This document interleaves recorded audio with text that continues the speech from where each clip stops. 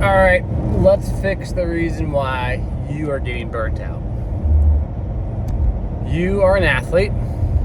You have a competition coming up.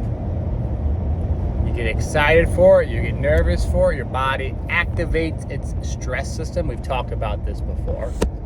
The hypothalamus, pituitary, adrenal axis. Your autonomic nervous system kicks in, turns on that sympathetic nervous system, and you are ready to roll. Good. Your body has a lot of energy, ready to be mobilized. The hormonal cascade has occurred, and you can go perform at your sport the best that you possibly can. Your body has a cool way of doing that. Oh, but we don't want to turn the system on over and over again when there is no purpose to do so. That's the big issue. So there's a psychosomatic relationship, basically your psychology, psycho-physiological relationship, called that. Your psychology affects your physiology, which affects your body. When you get excited and you anticipate something, you have a cascade of hormonal events that gets you ready to deal with what's coming up in front of you. You got a big competition, you want to have some anxiety, some nerves, some excitement. But constantly turning that on comes at a cost. You get desensitized to an extent. A common mistake which leads to this kind of burnout aspect is the overhyping of workouts. So whether it's music, it's all environmental. So music, who you're around, what you're doing, how you're doing it, all plays a massive role. You can do one workout and then one day and do that same workout the next day, but based on your excitement level, have a massively different internal load on the body. So internal load is basically the demand it places on your body to overcome whatever situation you have, but not just like the weight on the bar, but the total internal cost. And you might say, Max, what does that even mean? Give me an example. Well, okay, I'll go for it. Imagine you have a presentation to give in front of a class. Something with very little physical external load, right? The effort level is not very high. Let's say you don't really care about this presentation. You're not nervous at all. You kind of walk in there, you're cool, calm, and collected. You do your presentation, it's over. Your heart rate never got elevated. You never had any blood pressure increase. You didn't have any of those nervous sweats. You just do it and life continues. Now, let's say you're really, really afraid of public speaking. And you go and do that same presentation. You're nervous, you're sweating, your heart rate's up, your blood pressure's up. Even though you did the same exact presentation, the internal demands were wildly different. You can do one workout, or do a workout in one environment, and do that same workout in another environment, and the internal load can be wildly different, even though you lifted the exact same amount of weight. So what does this tell us? It tells us that external load, what you're doing, does not equate to the internal load placed upon your body if we don't consider the environmental factors that affect our psychology and our anticipation. So now that we know that, anticipation and psychology, they go hand in hand, and the environment that we're operating in changes the loading internally, then we can begin to understand whether or not we want to have a super hyped up environment all the time.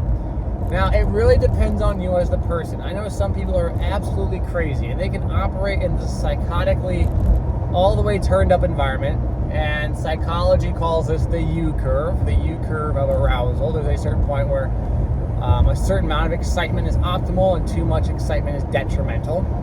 Too little of excitement is detrimental. Some people can just operate massively excited all the time. Me, I'm not one of those people. Some people are. I've been around those guys. They're crazy. Their nervous system and their brain's wiring is just different than mine. So the question becomes, if I get burnt out often, or I even get burnt out at all, is it because of the workouts I'm doing, or is it because of the environment I'm putting myself in? So some common indicators of possible burnout would be easily irritated, agitated, angry, mad. You miss a couple of jump shots, you don't perform as well, you just get really upset. It's not like I'm upset and I'm excited to lift a bunch of weights, like a competitive, positive eustressor. It's a distressor. It's frustrating. It's mad. You want to kick a basketball. That's a sign. Another sign is you're just unable to get your body going. No matter what you do, you just can't get excited. You have low heart rate. You can't break a sweat. You just can't get the system rolling. Two at opposite ends of the excitement realm. One's like this agitated excitement, and one's like the inability to get excited, but both related to some level of burnout. So what we can do, and this is what I do with my athletes to avoid stuff like this, when we lift, we minimize the music levels and the hype levels when it's not necessary. So if you're gonna get hyped up and you can perform 10 minutes of an intense lift, or let's say, like, that's a bad way to put it, you're gonna perform like your trap bar set or your squat set. Oh, my tire pressure is low. Okay. That's fine. But when you want to focus for the time that you're doing it, and you want to be excited for it, I get it, that's awesome. Yes, very good. But if you keep that music on and you get hyped up for situations within that workout that don't require that level of attention demand, and you're hyped up for 55 minutes because you have music blaring, boy, that can be tough. So what I recommend, if you do like music and you like getting hyped up, fine. Just do it for the period that matters. And then when that's done, turn the music off. You don't need to have crazy music going when you're doing movements that don't require insane efforts. And if you're trying to do an insane effort for 55 minutes, I think no music or any lack of music could save you from burnout, because 55 minutes of extremely high intensity work is going to be very tough. With that being said, it's important, if you do get hyped up, to then calm back down. So excitement's part of the game. You will be excited to do things. You will be hyped up. It's how quickly can we get back into a relaxed state.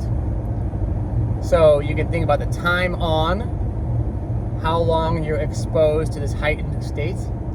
Is that heightened state actually being used? Like, oh, I'm actually using that in a situation where I need it to overcome, whatever workout, or to help me get through whatever workout. Good. And then can I turn that heightened state down to the point where I say, okay, I'm out of the workout, let's down-regulate and begin to recover.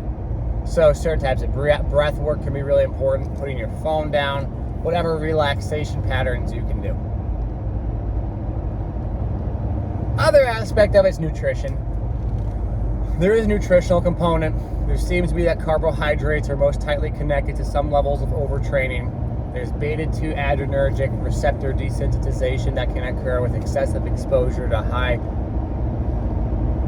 catecholamine dumps, basically high arousal states. And carbohydrates can help mitigate some of that. Is it because by eating carbohydrates, it signals the body that you no longer need to mobilize energy because you have energy? That's a good thing? Possibly. Is it because there's some cascade of events that, I don't know, physiologically carbs provide some unique aspect to the resynthesis or the binding rates of catecholamines? I don't know. But the research does seem to suggest that carbohydrates and hydration actually tend to be key factors. Things like fats and protein, not as much. So, tying this whole thing together, let's just talk about it really quick for a fast summary. I get burnt out, you get burnt out. Why is that the case? It's probably because you're excessively hyped up. Your body has a pathway to get excited, and that excitement has a specific purpose. It wants to get excited to overcome certain issues, right? Okay, I need to be ready to lift weights. We have our autonomic nervous system. It automatically takes care of this. The branch of the sympathetic nervous system mobilizes energy, parasympathetic, rest and recovery. When I work out, my sympathetic nervous system is on, activates the catecholamines, it activates cortisol and all this stuff, which is important for mobilizing energy. But if we keep turning that system on over and over and over again, or having it on for extended periods of time, it is really demanding on the body. The same way that maybe opening a window up when it's cold outside and you have the heat on is really hard on your furnace, because it's constantly trying to keep a house warm under duress of the cold from outside. So while the sympathetic nervous system is really important and being able to utilize it is really important, excessively activating it through music or stimulants, the environment that you're in, changes the internal load on your body. Internal load is not directly correlated with external load, even though they are connected. Internal load is the demand placed on the body after incurring an external load that is a task you had to overcome, lifting weights, giving a speech.